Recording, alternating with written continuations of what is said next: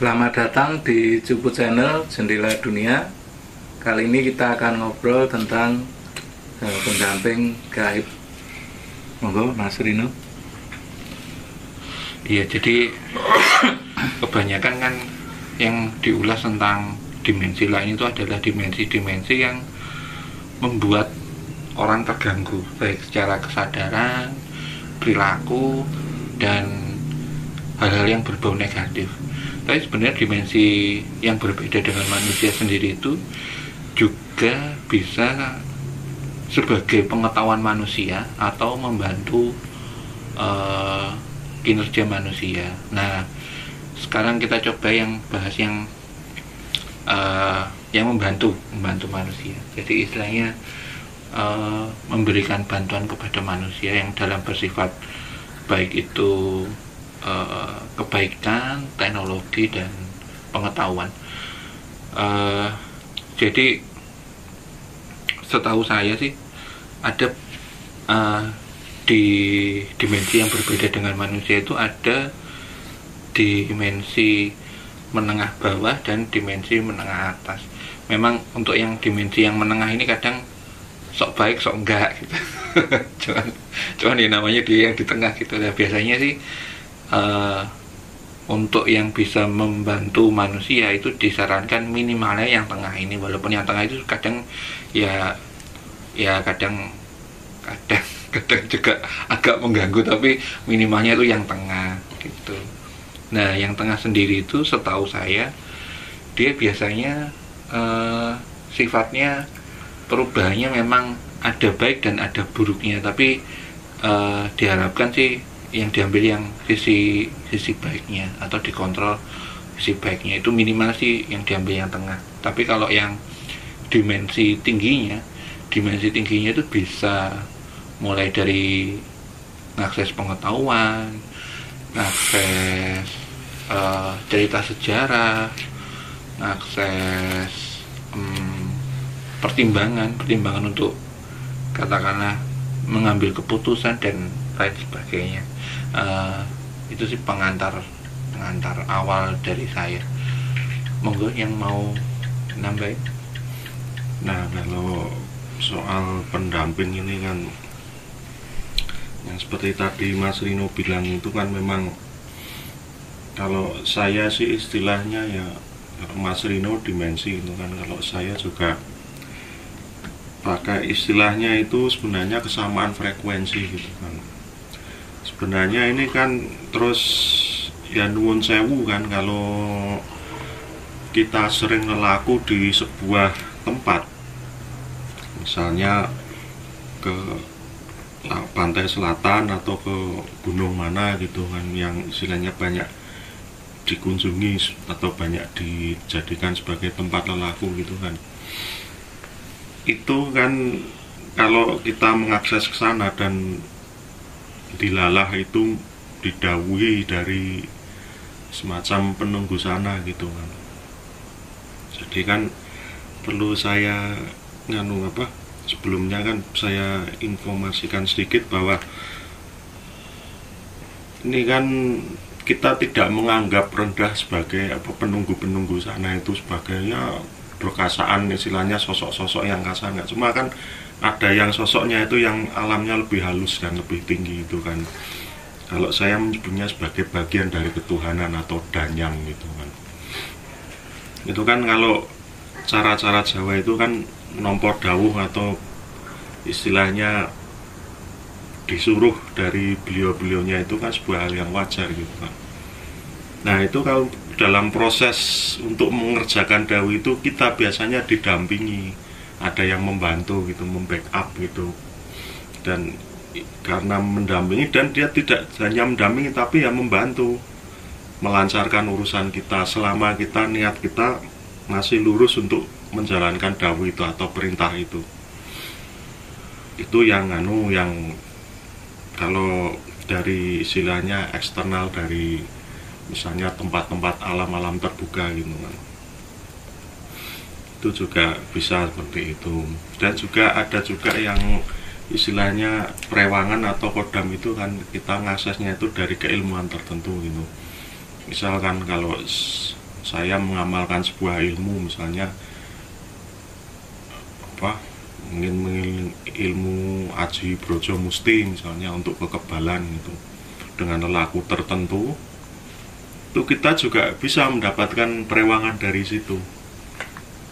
Ya walaupun juga tetap sih si perewangan ini asalnya entah dari mana, dan juga bisa kesisipan gitu loh. Istilahnya gimana ya, kalau setelah kita mengamalkan ilmu tersebut dan dilala kok merasa itu ilmunya berjalan, tapi perangai kita berubah drastis lah, itu udah dalam keilmuan itu nggak istilahnya kurang bener lah, kurang tepat gitu aplikasinya. Cuma kan kalau kita istilahnya dalam perangai dan perilaku kita istilahnya perubahannya nggak drastis, istilah itu ya cenderungnya kita sudah selaras itu dan cocok lah keilmuan itu. Nah, jadi memang kalau secara umum ya bisa dibedakan, kalau yang perewangan itu yang membantu itu utusan dari Danyang, yang kedua itu karena hasil keilmuan kita. Itu ya bisa amalan lah, amalan yang kita baca setiap hari sehabis, mungkin kalau di Islam itu sholat 5 waktu, atau dengan ilmu-ilmu Jawa tertentu, puasa dan lain sebagainya, itu juga bisa. Ya mau pakai bahasa Arab, pakai bahasa Sanskerta, pakai bahasa Jawa atau dan lain sebagainya, itu kan cuma bungkusnya, tapi intinya tetap sama, itu sebuah keilmuan, dan keilmuan itu juga menghadirkan sesosok perewangan atau kodam gitu. Nah, ini Mbak Sulis mau nambahin? Ya, kalau dibilang kita dari bawah sendiri, bukan maksud memilah-milah itu tingkatan atas atau tingkatan rendah ke suatu keilmuan, tapi yang termudah dulu atau yang sering kita jumpai pertama itu kodam ini bisa wujud perewangan. Yang pertama biasanya wujudnya bayi, anak kecil, itu biasanya untuk pencarian barang-barang yang hilang, atau uang atau apa itu dalam rumah tangga. Itu biasanya kita minta tolong. Bisa juga perewangan itu dipakai untuk keperluan lainnya, tapi juga memang tidak maksud saya perewangan ini menggunakan badan sebagai medium. Itu biasanya dekat dengan yang nyusupi atau yang masuki, kodamnya itu memasuki gitu. Biasanya nanti suaranya jadi anak kecil gimana gitu. Kemudian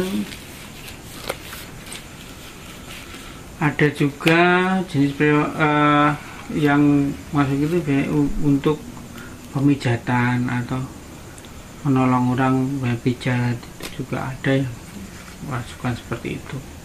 Juga ada tingkatannya yang agak lebih expert atau lebih secara besarnya atau powernya itu biasanya dikatakan kodam pendamping. Ini biasanya dimiliki oleh orang-orang yang mempunyai kemampuan yang di luar kemampuan manusia biasa. Artinya seperti tidak mempunyai kemampuan bela diri yang umum, tapi tahu-tahu bisa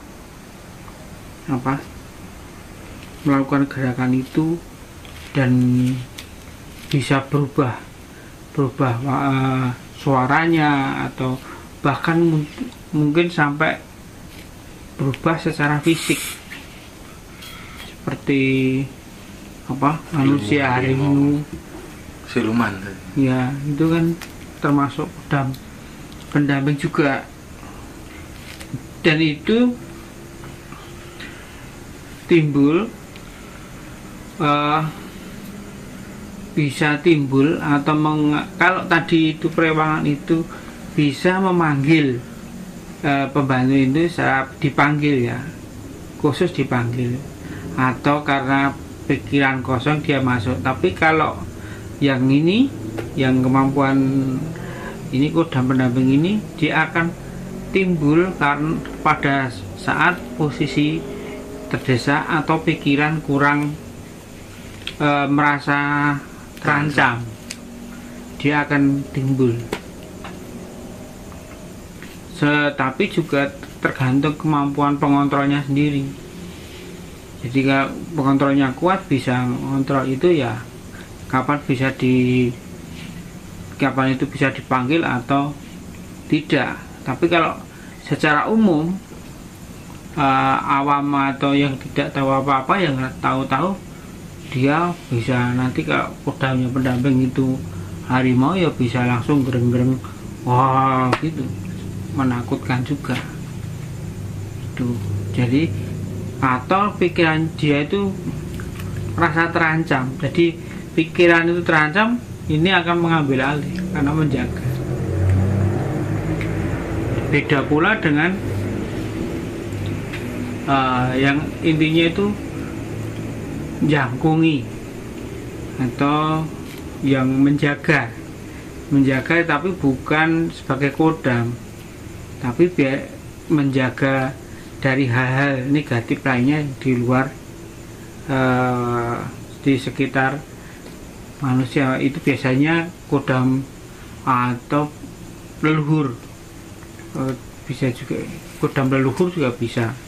Tetapi biasanya kalau kodam leluhur tidak akan masuk, tidak masuk ke tubuh, tapi tanpa disadari oleh pemiliknya atau yang dijaga itu, kodam ini akan bekerja sendiri.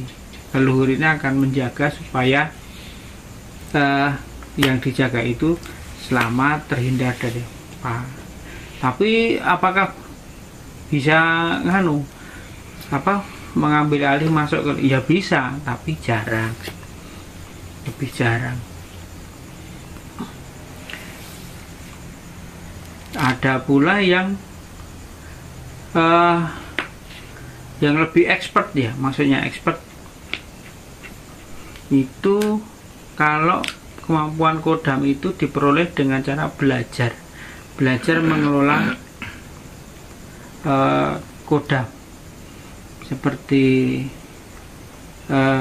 apa yang dikatakan ada satu aliran itu ngelenggahke, itu artinya dia juga menggunakan kodam yang bisa dipanggil atau tidak, atau dikembalikan, itu tergantung kebutuhan.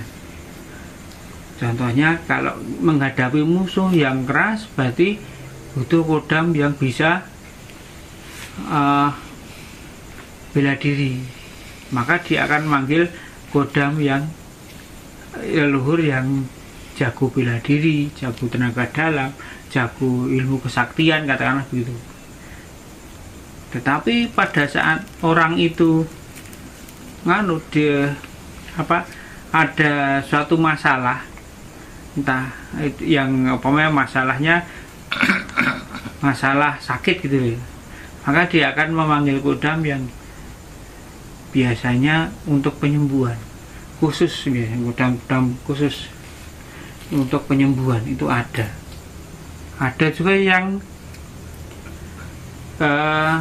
diperlukan untuk keperluan khusus itu misal untuk penentuan hari baik, untuk pernikahan, hajatan, itu juga bisa memanggil kodam yang khusus untuk itu memang terpilah-pilah. Nah, kalau sudah sampai pada manajemen kodam, pemanggilan kodam secara bisa memilih, dan memang ya agak jarang-jarang lah ya, tapi ya bukan berarti tidak banyak yang menguasai itu. Nanti akan di situ dia akan memilih kodam pendampingnya sesuai dengan tingkatannya. Semakin expert, maka kodam pendampingnya akan semakin tinggi, dan berulang akan berganti-ganti sampai pada puncaknya, yang menurut aliran tersebut puncaknya di mana, siapa gitu. Itu masing-masing mempunyai anggapan sendiri. Begitu Mas Agung. Tadi yang memang ada yang kurang saya itu kan, tadi kan saya sebutkan kan dari asalnya itu kan ada yang dari amalan atau ilmu, terus ada juga yang utusan dari perdanyangan, terus satu lagi kan yang warisan leluhur gitu. Itu emang kalau sudah jatahnya itu kan, itu bisa dia mendampinginya itu sejak lahir ataupun di tengah-tengah kehidupan dia. Misalnya kayak saya punya saudara gitu kan, dia tahu-tahu kayak dapat ilmu tiban gitu, bisa mijeti dan jadi penyembuh gitu kan. Itu ya menurut saya ya bagian dari istilahnya dulu mbah-mbahnya itu ya ada yang seperti itu gitu kan. Nah, terus itu nurun ke dia gitu. Nah, terus kan kalau yang tadi bicara soal pendamping, terus yang jangkungi yang dari leluhur itu kan, sebenarnya ini kan jangkung ini kan menyeluruh ini kan, jadi kayak memayungi gitu kan. Dia tidak hanya menjaga dari bahaya, tapi juga sering dia itu kayak memberikan wisik gitu loh, istilahnya bisikan-bisikan ketika si orangnya ini yang punya ini sedang kesulitan ini, ada yang membisikkan, tentunya dengan pengetahuan leluhurnya masa lalu gitu. Dengan ketika pengetahuan leluhurnya di masa lalu itu terus direkam oleh si yang jangkungi ini, dan itu diturunkan pengetahuan itu ke si bersangkutan gitu. Nah, itu juga salah satu istilahnya pengaksesan ilmu leluhur gitu kan.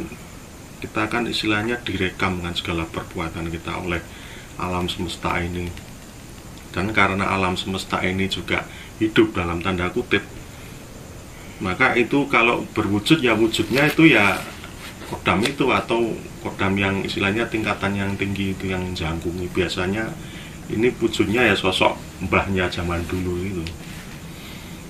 Makanya kan banyak yang merasa atau mengaku, wah ini aku dijangkungi mbahku gitu kan.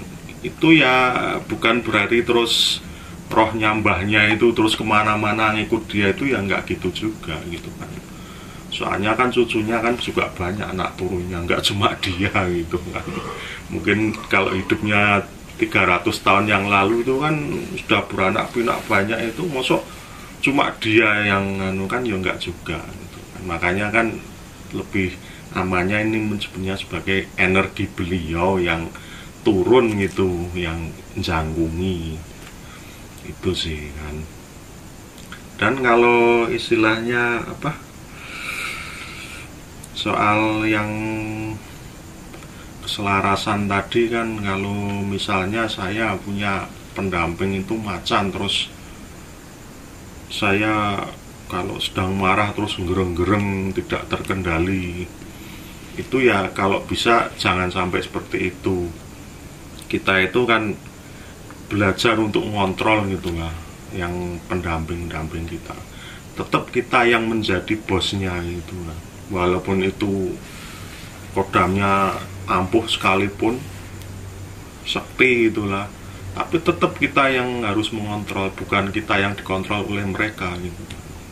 Ya karena kita yang hidup di istilahnya di dunia ini zaman now gitu, zaman sekarang, bukan terus kita dikendalikan, kita yang memutuskan dan kita yang mengendalikan.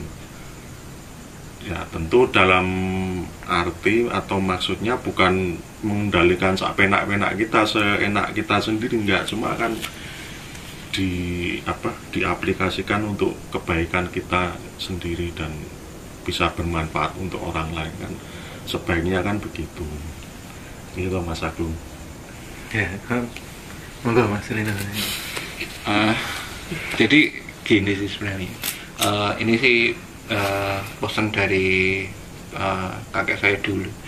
Jadi karena memang hukum yang dipakai itu adalah hukum keselarasan, jadi untuk biasanya kalau dalam sebuah tahap keilmuan itu untuk bisa mengakses itu, karena hukum yang dipakai itu adalah hukum keselarasan atau harmoni, maka si murid itu harus sampai tahap-tahap tertentu yang baru diizinkan oleh gurunya untuk mengakses keselarasan itu. Kenapa? Karena hukumnya itu adalah keselarasan atau ketersambungan. Jadi ketika masih tahap-tahap awal, tahap-tahap belajar itu dilarang memang. Kalau yang saya tahu ya, itu biasanya dilarang. Kenapa? Karena kalau dalam tahap-tahap awal langsung mengakses itu biasanya ya selevelnya, artinya kalau dia levelnya masih tahap awal, nanti selarasnya ke yang bawah. Jadi kadang-kadang itu dalam sebuah metodologi keilmuan itu biasanya sih yang tahu yang ngajari ya, itu dia harus sampai ke tahap tertentu biar minimal yang bisa diakses itu adalah yang kelas menengah ini, artinya tidak membawa kerusakan bagi dia sendiri, baik perilaku, cara berpikir ataupun apa ya, tabiat. Jadi kalau tahap-tahap awal itu artinya masih istilahnya membuat badannya itu bersih dulu, dan sampai tahapan tertentu ketika si guru ini nganggap oh iya sudah boleh mengakses, itu biasanya kan ketika dia bisa mengakses yang selevelnya. Jadi untuk yang level rendah dia bisa mengakses turun, tapi yang rendah ini dia tidak bisa masuk karena memang sudah dalam tahapan yang itu. Biasanya sih kalau dalam tingkat keilmuannya gitu yang saya tahu ya, dengan harapan itu tadi ketika dia mengakses itu dia tidak mengakses ke bagian-bagian istilah level bawah. Yang ditakutkan apa? Yang ditakutkan itu nanti karena di level bawah itu tingkat destruktifnya lebih tinggi, maka yang ditakutkan adalah dia jadi maksudnya itu suka berpikir terpengaruh oleh medan magnet yang relatif kurang baik. Itu yang saya tahu untuk metodologi keilmuannya. Jadi biasanya untuk tahap itu yang tahu biasanya yang ngajari, oh ini sudah boleh akses, ini belum, ini sudah boleh akses, ini belum, kayak gitu. Itu yang saya tahu, yang diharapkan sih sepertinya ya, maksudnya itu biar ngaksesnya nggak yang terendah, tapi kan yang menengah, karena tujuannya memang adalah untuk metodologi keilmuan. Itu yang saya tahu, yang dipesankan dari kakek saya dulu. Jadi ya memang ketika itu bisa ngakses yang bermanfaat. Jadi bukan yang untuk istilah dalam Jawa itu sesongaran. Jadi tidak untuk yang ini loh aku bisa gini, aku bisa gitu, enggak. Jadi ya memang tujuannya itu lebih ke arah kebijaksanaan. Jadi kadang dalam tahapan tertentu itu mengakses itu adalah untuk mencari pertimbangan atau mencari wawasan yang lebih luas. Salah satu contoh kayak masuk ke sebuah daerah, dia mengakses induksi dari gelombang daerah itu sendiri kayak apa, akhirnya dia tahu, oh saya harus berbuat ini dulu, oh saya tidak boleh melakukan hal ini, oh harusnya lewat jalan ini. Jadi dia tidak tidak tersesat. Katakanlah kalau masuk ke dalam hutan nggak masuk ke jurang, nggak dimakan hewan-hewan buas dan segala macam. Yang dititik beratkan dulu kan ketika kalau ketika saya dalam fase mempelajari itu yang dititik beratkan ke sana. Jadi yang berguna untuk kita gitu. Jadi bukan yang bertujuan untuk apa ya, sok-sokan lah katakanlah. Kegampangan itu mengakses yang nggak cara bahasa ngakses yang ora-ora ngopo itu. Kenapa? Karena nanti itu hubungannya ketika manusia itu merasa dia punya kelebihan yang tidak itu biasanya kalau dia belum dewasa, terus jiwanya belum tenang, itu sifat ingin menguasai orang lainnya timbulnya itu tinggi, dan akhirnya dia jadi sombong, jadi merasa lebih dari yang lain dan menganggap yang lain lebih kecil dari dia. Itu sih. Nah, kalau kalau kita bicara soal kodam leluhur gitu kan, atau yang warisan dari leluhur itu kan banyak gitu kan yang pengen punya gitu ya nggak apa-apa, memang manusia itu pada dasarnya dipenuhi rasa ingin gitu. Itu memang sebaiknya kalau memang benar-benar pingin gitu, itu diniatkan untuk niat yang spiritual, misalnya menaikkan level kesadaran, atau istilahnya mengenali jati diri, atau mengolah rasa untuk yang lebih halus. Itu niat awal itu harus, kalau menurut saya harus istilahnya lebih ke arah spiritual, jadi tidak ke arah keduniawian supaya aku bisa sugih, aku bisa sekti dan lain sebagainya. Ini apa? Ini bertujuan supaya mereka leluhurnya itu istilahnya kayak memberikan yang terbaik untuk kita gitu. Nah, caranya ya kalau secara simpelnya itu ya kita mendoakan si leluhur itu. Misal kita kenalnya siapa, kita yang paling paham siapa, mungkin mbah buyutnya atau mbah canggahnya atau siapa yang mungkin dianggapnya sakti, atau mbah-mbahnya yang lebih tua lagi itu juga bisa. Itu ya didoakan setiap hari untuk dikontak secara rasa dan lain sebagainya itu kan. Dan itu harus telaten, kalau bisa ya memang ada yang mendampingi atau guru gitu.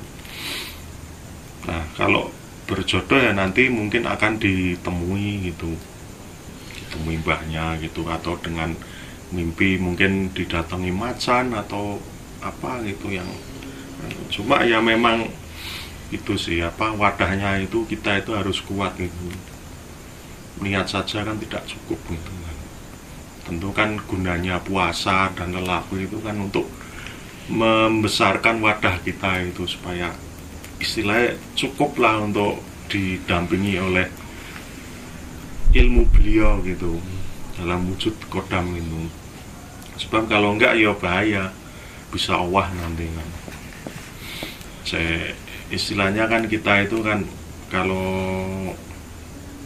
itu kan nek durung wayahe tapi wis dijaluk atau diminta dulu gitu kan, ya bisa diberikan, cuma ya harus siap wadahnya, kalau enggak nanti owah gitu. Dan ya setelah kita merasa dapat itu terus itu juga terus main ngopo gitu kan, itu juga nanti akan ada perenungan dan proses tahapan belajar tersendiri setelah itu. Nah itu, dan tadi yang kalau Mas Rino bilang itu kan kayak dimensi menengah ke bawah dan menengah ke atas itu kan, sebenarnya kan kalau yang menengah ke atas itu kalau menurut saya itu kan itu cenderungnya lebih ke arah pemahaman spiritual, dan kalau yang menengah ke bawah itu cenderungnya ke kekuatan. Itu ya aslinya tetap 50-50 sih antara baik dan buruk, sebab baik dan buruk itu kan sebenarnya persepsi kita gitu kan. Kita diberi pemahaman yang tinggi itu bisa untuk mengajarkan ke orang lain atau untuk minteri orang lain juga bisa, kan dua sisi. Kita diberi kekuatan, mungkin bisa kebal, mungkin bisa apa, kalau mengakses yang energi yang dimensinya bawah itu ya juga untuk bisa menolong orang, untuk bisa untuk sombong-sombongan itu juga bisa gitu. Jadi ya memang kalau kita bicara soal alam dalam tanda kutip itu, yang alam bawah itu ya itu apa istilahnya itu lebih kasar mereka kan wataknya, tapi juga ada yang baik. Nah, yang jadi apa pendamping kita itu kan karpe kan yang baik-baik gitu. Nah, itu kan kalau kita sudah cukup pemahamannya dan ilmunya kan bisa kita pilah gitu kan. Oh ini cocok ngatu gitu misalnya.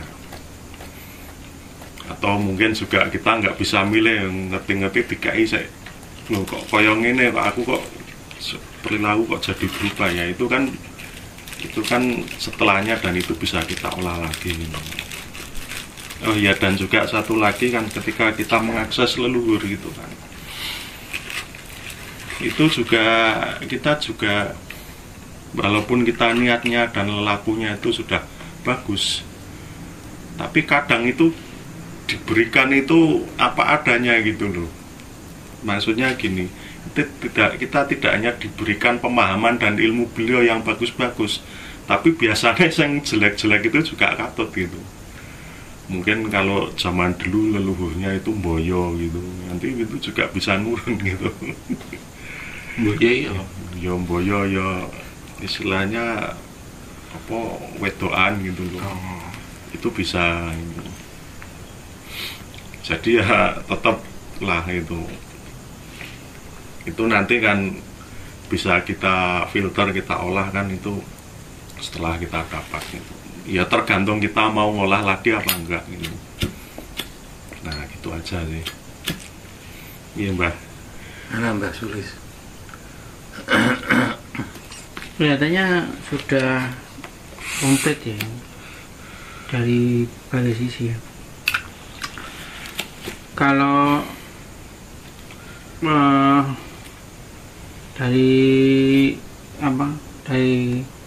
yang janggung atau yang dari tinggi Mbahne atau apa itu memang kadang kalau bisa diistilahkan kalau banyak orang itu mengistilahkan wah itu ketitisan ilmu Mbahne itu juga bisa, tapi juga bisa Mbahne yang janggung itu memberi, tapi ya secara kalau disadari yang menerimanya itu juga bagus, lebih bagus. Tapi memang kebanyakan ya malah kadang nggak menyadari, tahu-tahu bisa mijet contohnya, tahu iso mijet, kok bahasane iso mijet nganu mijeti lawan jenis. Saya katut jebul ditelusur Mbahne biyen bojone 5 bisa juga. Itu karena tidak penyadaran dan filterannya kurang siapnya pelaku atau penerima itu terhadap apa yang diperoleh dari leluhur atau bagaimana istilahnya itu yang kurang siap. Jadi apa yang harus dibiok itu ya seperti perubahan DNA yang bisa itu, karena DNA Mbahne ngono ya anaknya atau putune atau apa itu ya seperti itu. Maka kalau dari tingkat seperti itu yang paling recommended menurut saya adalah yang bisa mengolah kodam. Artinya dia akan butuh apa, itu yang dipakai, memilih. Dan seperti ini si A ini sakit, saya akan memanggil Kodam B untuk bisa menyembuhkan ini. Maka saya Kodam B bisa memberi hasil untuk penyakit ini. Contoh lain mungkin ada orang datang pengen bertanya mengenai hari yang baik untuk suatu hajatan, maka yang sesuai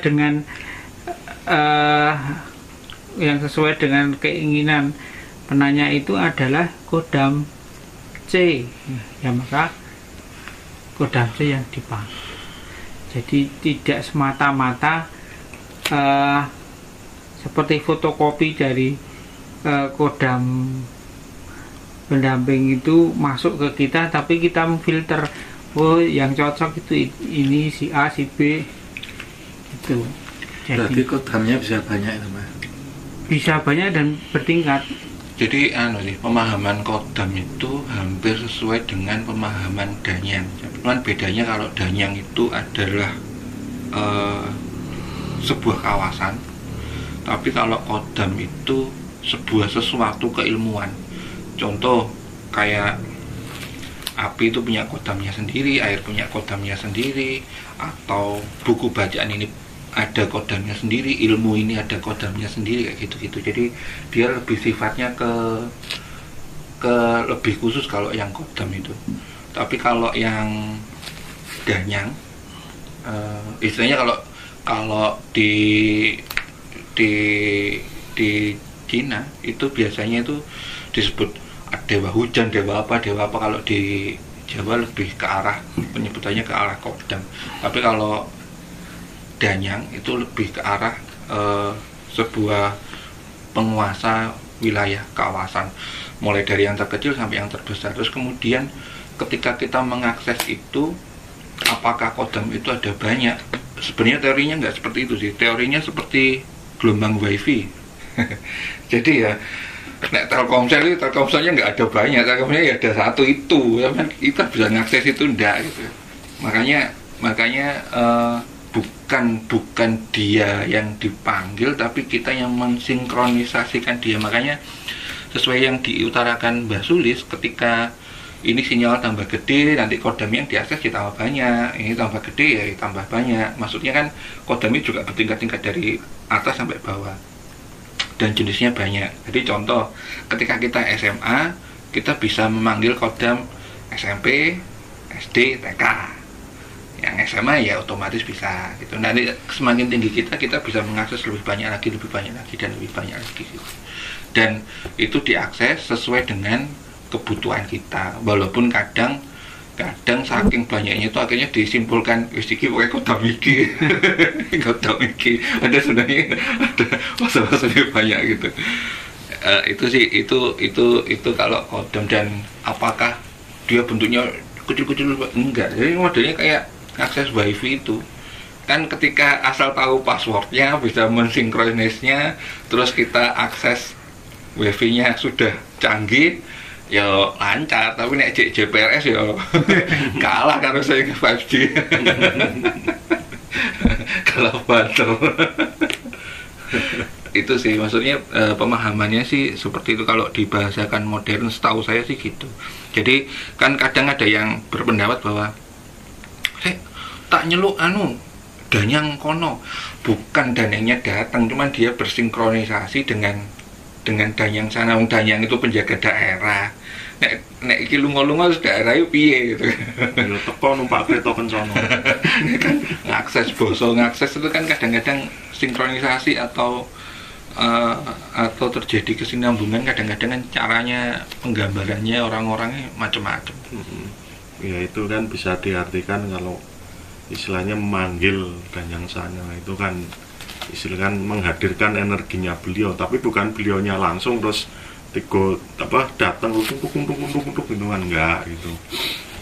Makanya kan ya bisa kan cuma utusannya beliau gitu kan, dan mungkin berwajah mirip beliau gitu juga. Cuma kan si orangnya yang akses itu kan terlalu kepedean gitu kan, wah harus si A teko nih tak celuk gitu. Padahal ya cuma menghadirkan energinya tok gitu. teorinya sih tetap sama gini. Iya.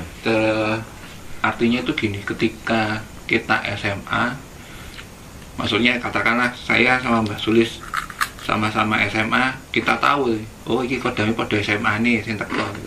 Tapi kalau saya SD, Mbak Sulis SMA, saya berpendapat, Mbah ini kodam SMA, Mbak Sulis paling mek ketawa tok. Ora sing bocel iki SD wong kelas SD gitu. Jadi ya tergantung siapa yang bisa bersinerginya dan seberapa levelnya orang yang bisa bersinerginya.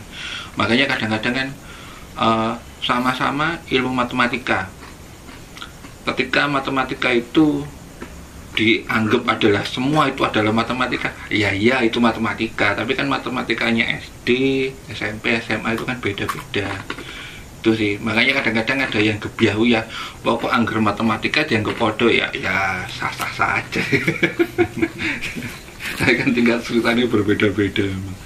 Itu yang saya tahu sih, karena memang teknologi zaman dulu itu memang menggunakan akses sinkronisasi gelombang-gelombang seperti itu yang digunakan untuk banyak hal, baik itu untuk mengetahui tentang hujan, cuaca, untuk pertanian dan segala macamnya itu, kemudian untuk buka sebuah kawasan dan sebagainya itu. Makanya kan terkenal tuh cerita-cerita masa lalu tentang menaklukkan penguasa hutan ini untuk dibabat dulu. Nah, itu kan sebenarnya untuk mengakses di sana supaya tidak terjadi masalah sebenarnya. Kalau kita bicara keilmuannya, sebab dalam teknologi ketika ngomong modern, ngomong fisika kuantum, kabeh kan jadi ini ketemu podo. Ketika kita ngaksesnya ke kuantum, cuman untuk sampai ke kuantum sendiri kan prosesnya juga panjang. Dan yang perlu diwaspadai kalau kita mengakses perkodaman atau perewangan itu adalah, karena ini yang diakses ini kan barang yang gaib kan, jadi kita kalau nggak waspada itu yang datang malah sosok lain yang ngaku-ngaku itu juga, itu kan ya bisa lah, misalnya terus datang gitu sosoknya kayak pangeran gitu atau pakai baju resi, terus ya biasanya kalau ini yang ngaku-ngaku ini nanti dia lama-lama akan minta makan, jaluk, wah aku kok tolong di sumut ke dupo atau sajian gini-gini gua aku gitu, dan lain sebagainya. Itu nanti lama-lama mintanya aneh-aneh gitu. Nah, ini sudah fix itu ngaku-ngaku itu. Makanya kan yang jadi pedoman adalah mereka ini nggak butuh untuk dikasih makan gitu. Sebab istilahnya itu gimana ya, wong itu kan jatah kita, sinkron dengan kita, dan itu energi. Ya memang sih semua itu butuh bahan bakar lah, cuma ya nggak gitu-gitu amat gitu, terus jaluk macem-macem gitu, terus mosok kodame mbae jaluk tulehke wedhus kendhit ben mopo gitu kan, ya enggak gitu. Kalau menurut saya enggak gitu-gitu juga gitu. Ya kalau ada yang seperti itu ya mohon dicek kembali lah. Yang paling sering terjadi di umum itu adalah dia dengar handphone, wah berarti handphone itu barang canggih.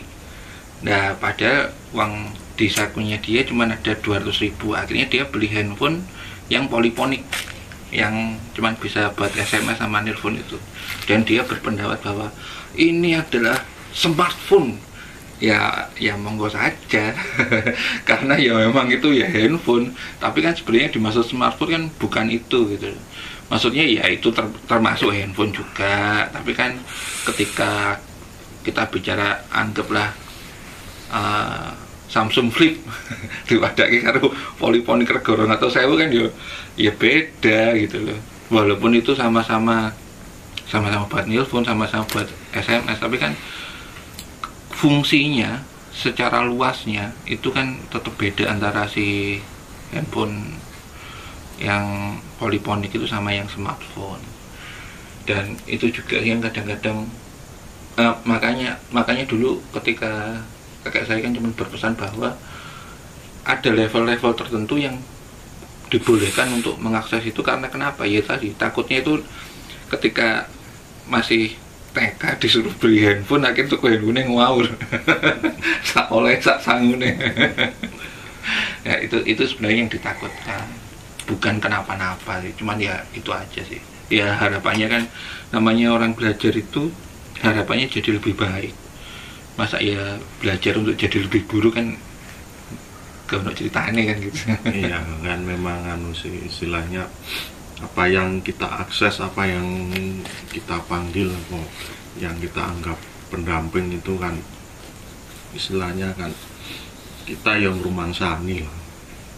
Kalau kita levelnya cuma segini ya jangan ngarep-ngarep yang wah gitu kan. Itu kan sadar maksudnya diri lah. Sadar diri, dan juga eling waspada itu kan sakjane kan yang datang ini apa gitu loh. Itu juga kita perlu sadari itu. Dan jadi memang nalar kita itu harus benar-benar dipakai logikanya itu. Enggak terus apa-apa dianggap oh ini dari mbahku itu si apik, padahal ya belum tentu juga itu dari mbahnya itu kan. Masalahnya namanya dunia gaib itu kan sangat luas ini, dan dimensinya itu kan macam-macam. Kalau kita taunya dimensi gaib itu ya alam jin itu. Alam jin itu ya cuma satu itu. Di sini ya sih kayak gitu-gitu, padahal ya enggak juga gitu kan. Itu kan anggapan kita kalau dunia gaib itu cuma satu. Nah, terus ya memang sih harus pilah-pilah gitu. Terus ada lagi yang kalau istilahnya itu ini di kalangan hikmah itu kan yang namanya kan kodam huruf gitu kan, huruf kan kalau Arab itu kan huruf hijaiyah itu apakah ada betulan atau enggak ya? Kalau menurut saya ya bisa, kalau ada ya ada, cuma ya enggak gitu-gitu juga gitu kan. Istilahnya kan ibaratnya gini kan, saya bikin mantra gombal gambul gitu kan. Dan itu saya yakini itu bisa membuat saya sakti. Nah terus ini saya ajarkan ke murid saya, kalau saya punya murid gitu kan, ini ajarin maca iki mantra iki gombal gambul sedina ping 100 sakti. Karena dia yakin, akhirnya ya beneran sakti. Terus diajarkan lagi di bawahnya, diajarkan lagi bawah-bawahnya, dan sampai beberapa generasi itu akhirnya kan akumulasi energi gombal gambul ini kan jadi istilahnya terekam di alam semesta, dan itu menjadi sebuah kumpulan energi yang bisa menjadi source dari mantra gombal gambul ini. Ya karena memang diucapkan terus-menerus dengan keyakinan, makanya ya jadilah ini, dan ini bisa menjadi sosok entitas ini loh. Ya seperti itulah cara perekaman alam semesta. Karena memang ini yang karena kita mengucapkan dan itu mengeluarkan energi, dan energi itu hidup dan itu terakumulasi itu. Nah, itu jadilah source energinya gombal gambul ini. Nah itu udah, kalau udah ratusan tahun, 500 tahun itu misalnya, dan mengaksesnya udah banyak jutaan umpamanya, mengucapkan mantra yang sama dan dengan keyakinan yang relatif sama, itu bisa ampuh beneran itu. Ya itu karena kumpulan energi-energi itu, dan itu ya itulah yang dianggapnya source energi, dan itu menjadi kodamnya gombal gambul itu. Ya itu kurang lebihnya seperti itu cara kerjanya itu. Cuma kan kalau ya memang awalnya ngarang gitu kan, yang saya sebagai kan iseng gitu kan, terus lama-lama kebawahnya jadi serius gitu kan. Dari awal mulai yang iseng hanya jadi serius betulan dan menjadi pencerahan tersendiri gitu kan. Udah ratusan tahun berlalu gitu. Ya seperti itu analoginya gitu. Kalau menurut saya ya, iya Mbah Sulis. Saya rasa cukup dari pandangan-pandangan. Ya, saya kira untuk obrolan tentang pendamping sudah komplit dibahas. Kita akan ngobrol lagi dengan topik-topik yang menarik di episode selanjutnya. Sampai jumpa.